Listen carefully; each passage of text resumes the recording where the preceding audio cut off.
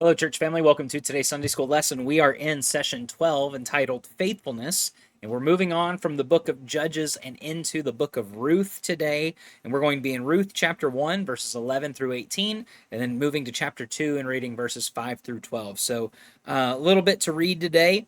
But our key idea this week is in the midst of Naomi's tragedy, God demonstrated his care and sovereignty. We're going to start off by asking the question, how might faith in God's care and control help a person navigate grief and fear? I can speak to grief and fear because I have lost loved ones and I know what it's like to grieve.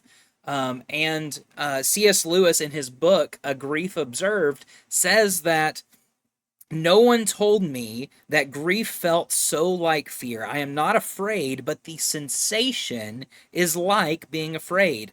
People who face tragedy feel both grief and fear. They wonder what the loss means for their future. When grief and fear cloud your path, nothing comforts your heart and gives you the courage to take steps into the unknown, like knowing that God cares and controls every moment of your life. So if you know that God is in control and that God does care for you, then that helps us get through our grief and through these moments of grief and fear and wondering what's going to come next. So let's just talk about the book of Ruth really quickly. Ruth was a woman who lived in Bethlehem. As the book opens, the writer introduces a Judean family moving from Bethlehem to Moab. And so Naomi and Ruth and Orpah are both Moabite women. They're both from the land of Moab. And Elimelech, which is Naomi's husband, he has two sons. And within 10 years of Ruth and Orpah being married to those two sons, Elimelech and his two sons, so Naomi's husband and their two children, died within 10 years. And so the story is one of tragic loss, deep loyalty, and God's faithfulness to Ruth. As the story unfolds, Ruth decided to remain with Naomi after the loss of her husband, who she was just a daughter-in-law. Now Orpah, she does leave, but Ruth followed God into an unknown future and found God faithful through every trial and hardship. And so in chapters 1 and 2, which we're reading today, Ruth met a close relative who would have a significant role in God's redemptive story. And so through a foreigner and someone God providentially placed in Ruth's path, God continued to fulfill his promise of redemption. Assured of his faithfulness, we can walk confidently into every situation in life. So the book of Ruth, it comes at the end of the book of Judges. Israel is not ruled by a king yet. It's not the reign of kings. But up until this point, Israel had been a conquering people. Joshua exhibited great faith as he led people into the promised land by conquering Jericho, and God displayed the beauty of his faithfulness through people like Rahab. And through Israel's obedience to march around the walls of Jericho blowing their trumpets, later Caleb demonstrated his trust in the Lord's sovereignty by asking Joshua to give him the land the Lord promised him years before. And in all of these stories, God's people rose to honor the Lord for his providential care. But there was a time where Israel, after Caleb died and after Joshua died, Israel began to struggle with idolatry and started turning to the idols and the pagan gods of the land of Canaan around them. And so that's why God ordained the judges to bring Israel back to him time and time and time again through this cycle of sin, judgment, confession, and deliverance. And so this book, the book of Ruth, reminds the reader, us, of God's providence and faithfulness and how it doesn't fail no matter how dark the times. And as the book opens, the writer introduces a Judean family, like I said, moving from Bethlehem to Moab. And so let's read beginning in verse 11 of chapter 1. But Naomi replied, "Return home, my daughters." This is after Elimelech and his two sons died. "Return home, my daughters. Why do you want to go with me? Am I able to have any more sons who could become your husbands? Return home, my daughters. Go on, for I am too old to have another husband. Even if I thought there was still hope for me to have a husband tonight and bear sons, would you be willing to wait for them to grow up? Would you restrain yourselves from remarrying? No, my daughters, life is much too bitter for you to share. My life is much too bitter for you to share, because the Lord has turned his hand against me. Again, they wept loudly, and Orpah kissed her mother in law, but Ruth clung to her. So Orpah kissed her goodbye, but Ruth clung to her. Naomi said, "Look, your sister in law has gone back to her people and to her gods. Follow your sister in law." But Ruth replied, "Don't plead with me to abandon you or to return and not follow you. For wherever you go, I will go, and wherever you live, I will live. Your people will be my people, and your God will be my God. Where you die, I will die, and there I will be buried. May the Lord punish me and do so severely if anything but death separates you and me." When Naomi saw that Ruth was determined to go with her, she stopped talking to her. Then in verse 5 of chapter 2, Boaz asked his servant who was in charge of the harvesters, "Whose young woman is this?" The servant answered, "She is the young Moabite woman who returned with Naomi from the territory of Moab." She asked, "Will you let me gather fallen grain among the bundles behind the harvesters?" She came and has been on her feet since early morning, except that she rested a little in the shelter. Then Boaz said to Ruth, "Listen, my daughter, don't go and gather grain in another field, and don't leave this one, but stay here close to my female servants. See which field they are harvesting and follow them. Haven't I ordered the young men not to touch you? When you are thirsty, go down and drink from the jars the young men have filled." She fell face down, bowed to the ground, and said, "Why have I found favor with you, so that you notice me, although I am a foreigner?" Boaz answered her, "Everything you have done for your mother-in-law since your husband's death has been fully reported to me. How you left your father and mother in your native land, and how you came to a people that you did not previously know. May the Lord reward you for what you have done, and may you receive a full reward from the Lord God of Israel, under whose wings you have come to refuge." So let's look first at the loss that Naomi and Orpah and Ruth all experienced together. So beginning in verse 11 and reading to verse 15. But Naomi replied. Now remember, Naomi is the wife of Elimelech. Elimelech is the father, and Naomi is the mother of the two sons who were the husbands of Orpah and Ruth. So that's the family tree here. But Elimelech was an Israelite, and so was Naomi. And her family moved to Moab because there was a famine in Israel. But she says, "Return home, my daughters. Go back to Moab." And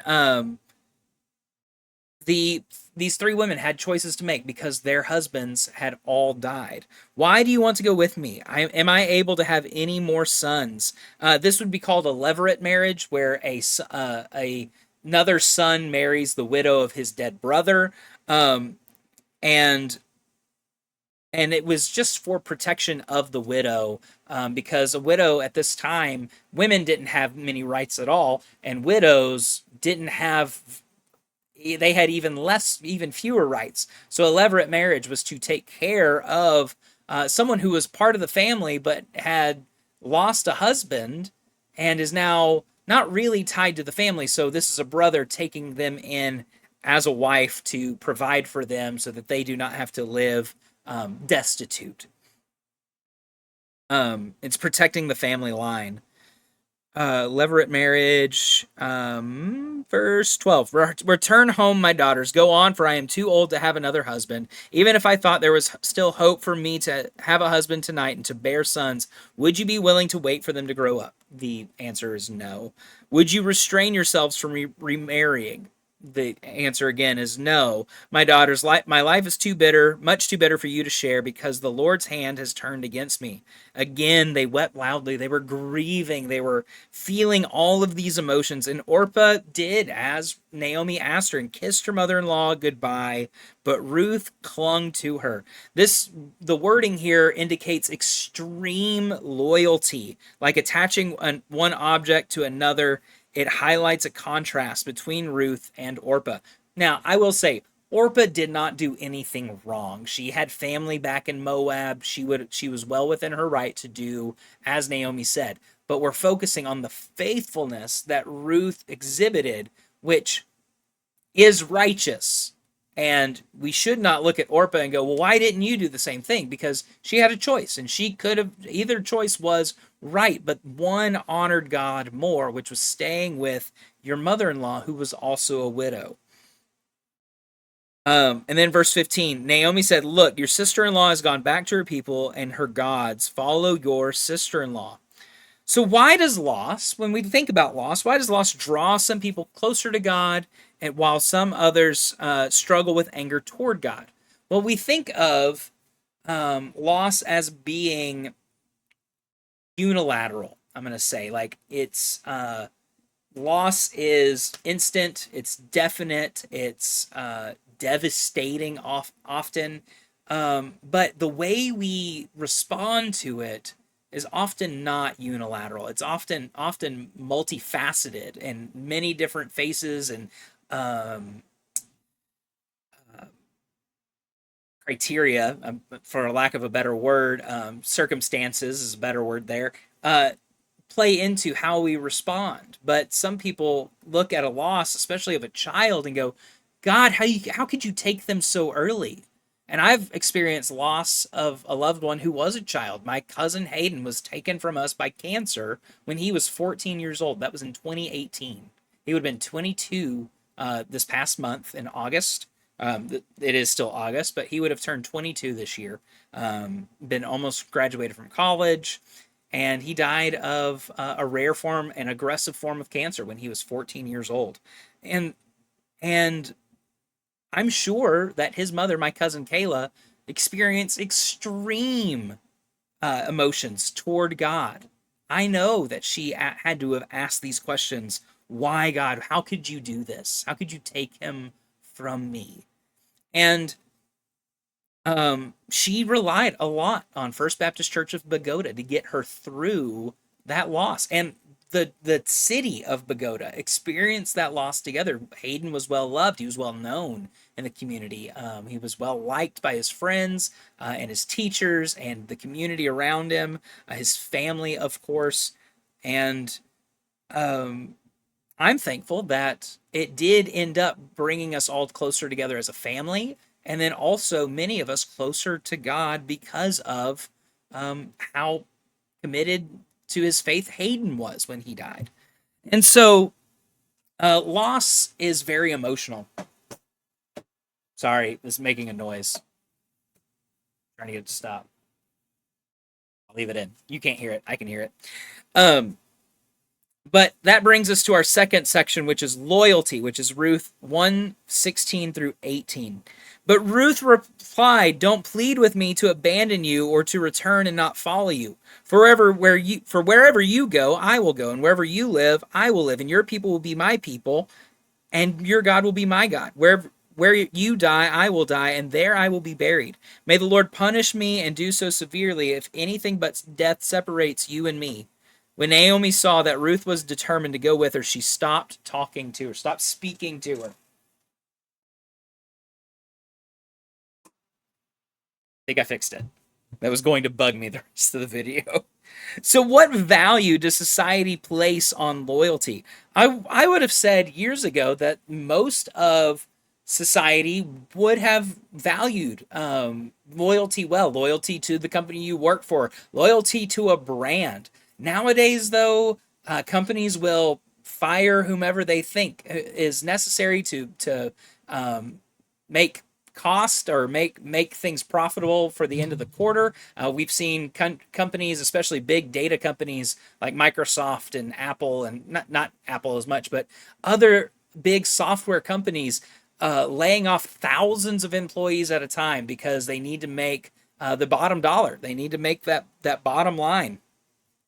And there's not employee loyalty, there's not employer loyalty. I've read recently, and this is probably true, but this is an article from several years ago that said the fastest way to double your income is not to get promotions through the same job, but to leave your job and find a new job every 2 years. And within 10 years, you will not double your salary. You could triple or quadruple your salary. And that, to me, if I And I don't know if this is true for churches. I've been at one church for over 7.5 years at this point, and not looking at other churches or salaries or anything like that.